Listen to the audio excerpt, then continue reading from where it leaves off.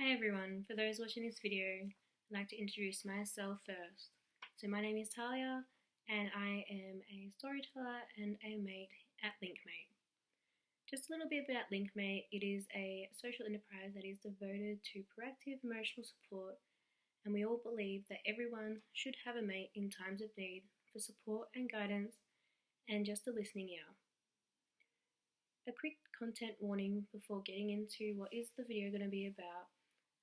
If you do find any of these videos to be hard to listen to, or that you find that you do need to take some time out to look after yourself, please do. This video is going to be discussing themes around sexual assault, so please do take care of yourself if you need to. This is my story, and there are so many more stories of people who have experienced sexual assault, and so just note that everyone's is different and we do cope all differently with what has happened. So just to be noted that all our stories are different.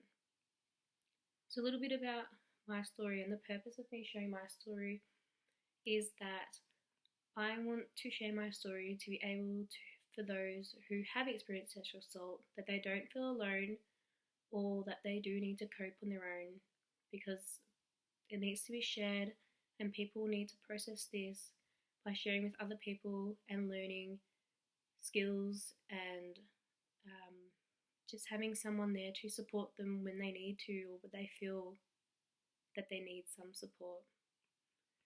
So my story happened quite a few years ago when I first experienced sexual assault.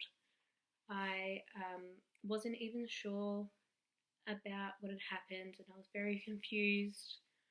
And I told my friend quite a few hours afterwards, and I said, hey, this just happened, really not feeling comfortable about this. I just need to talk about it. And she turned around and she said to me, that is sexual assault. That really threw me, and I thought, is this what that is? Like, I don't think that it is. Like, that's not my story, and that's just not what I thought would happen to me. And so after speaking to them, I was just really taken back, and I needed time to process what had happened and to, I guess, accept also what had happened, to be able to then decide what I was going to do next. So after that, I did decide to report the incident to the person who was relevant at the time, and they immediately made me feel like it didn't matter, that it wasn't serious, and that I should just get over it. And I just was shocked, and I thought, is this what everyone experiences? Like, do people get shut down all the time? Like, is it so taboo to report that it just gets totally ignored?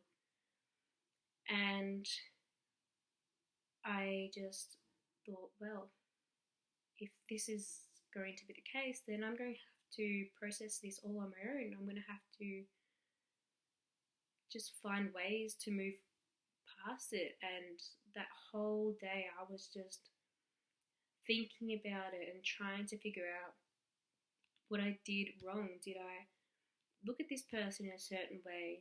Did I say something to them? Did I don't know, like, what did I do for this to happen? And I just got more and more stuck with my thoughts and emotions around this, that all I could feel was just guilt and shame, and I just felt disgusting, and that for somehow, if it happened, then I must have deserved it. And I was also still shocked that this is going to be part of my story, because I've always heard of stories that this has happened to people, and I thought, this will never happen to me, but it did. And after reporting it, I was just like, well, no wonder people don't report it. No wonder that they don't speak up and that these stories go unheard. But I also didn't want anybody else to have to experience what I did at the same time. And that was a big driver in me even just reporting it. It wasn't for me. It was so that people could be aware of this person, that so that no one else would have to feel the way I did. And so I was really confused, like, between trying to process it and also trying to protect any other people that would come across this person so that it wouldn't happen to them. And so I think for a while all I thought about was what I did wrong, and questioning every single moment leading up to that, and even afterwards, like, how did I even react as soon as it happened? Like, what was my face? And I literally don't know, because it happened so quickly, because I just didn't want to be in that position, that I think I just blocked it out to some extent. But yeah, there was just so many questions and so many thoughts going around. I really didn't know what to do. So after talking to my friend and her telling me what it was, and then encouraging me to report it at the time to the person, and then that not going the way I had expected, I thought the next person that I would need to talk to get some sort of comfort and support, I would. So I went and spoke to this person, and again, it wasn't a very good experience. I was immediately shut down again and told that, it didn't really happen, that you've just got it all wrong, basically. And so the more I spoke about it, the more lonely I felt, and the more isolated, and the more I thought, maybe I do have to do this on my own. But I didn't know how either. And so I felt small in my experience. I felt small talking to other people to get some sort of help or guidance or even just comfort. And I didn't get any of that. So why would I want to share my story? Why would I want to seek support when the people I thought should have supported me couldn't, and they also didn't want to? So I always struggled to express what had happened and how I felt afterwards, and also just processing it. There was a lot of information I wouldn't share, so it was really hard for myself to be able to say those words, sexual assault. And it took a long time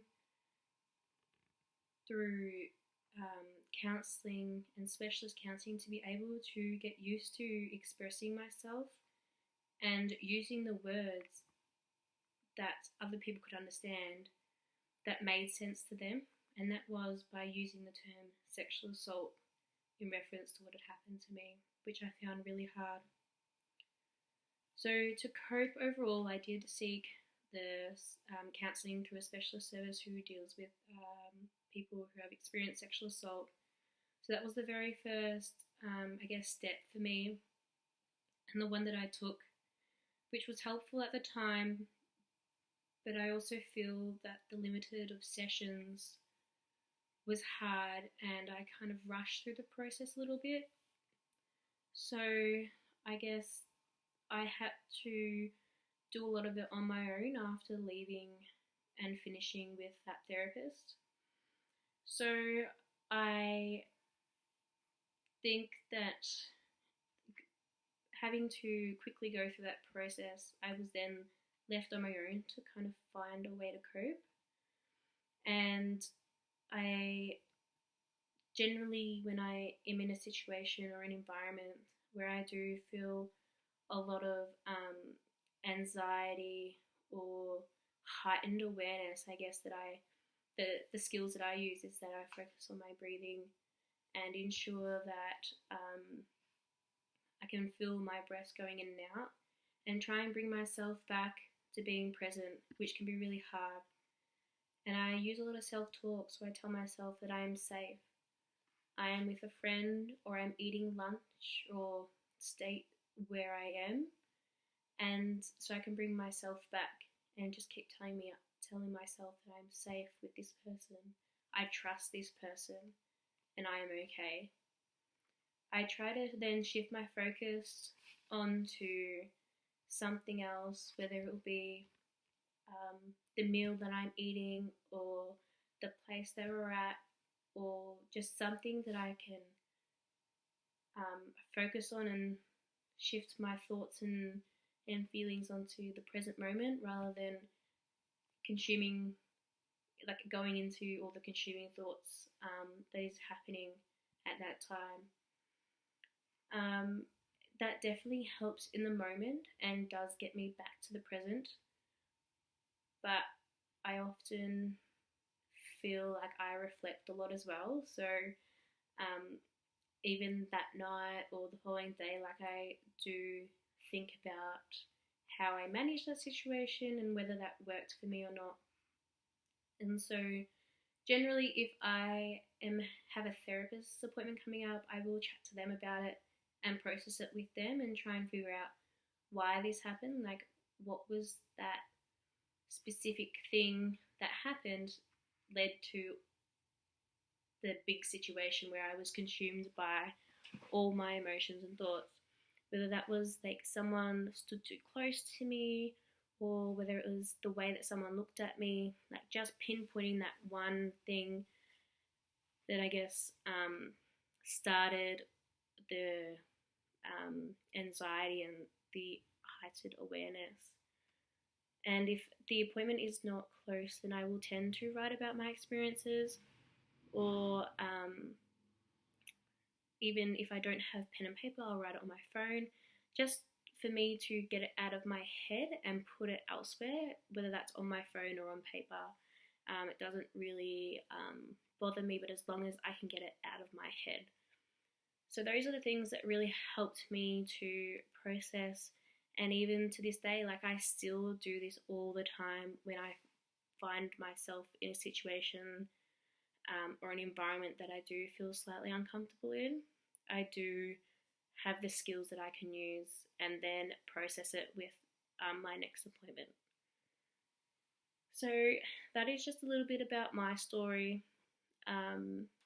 And I've heard many others as well from friends or reading it online, and they are so different, and we all find so many different ways to cope, and people do take different amounts of time to heal from their experiences. So this is just one story. You are only hearing one story out of so many. So I just want people to, I guess, be able to support the people around them. If they have people around them who have experienced sexual assault, they can support them. But also, if you have experienced sexual assault, that you do feel like you are being listened to and heard, and do fight for that. Find that one person that will support you, who will listen to you and believe you, because it does make a difference in your healing, and just shows you that you aren't alone, and that there will be people out there who will help you and support you and guide you through the journey of healing, and especially processing what had happened. So just wrapping up the video, just wanted to remind you that this is not a substitute for any professional help, and that I do recommend that you seek advice from a qualified health professional or medical professional if you are experiencing or have experienced sexual assault. So please do seek support. And also, if you are looking for other types of support, Linkmate is also there to provide empathetic social support, and you can just connect with someone through the app and talk to them about what is going on. So there's always many options for support. So please reach out if you are struggling with any experiences that you have had and needing help to move forward, and even if it is taking one step at a time, to get someone to help you, to first reach out for support. Please find that person and please reach out for support. You are not alone. We're always here.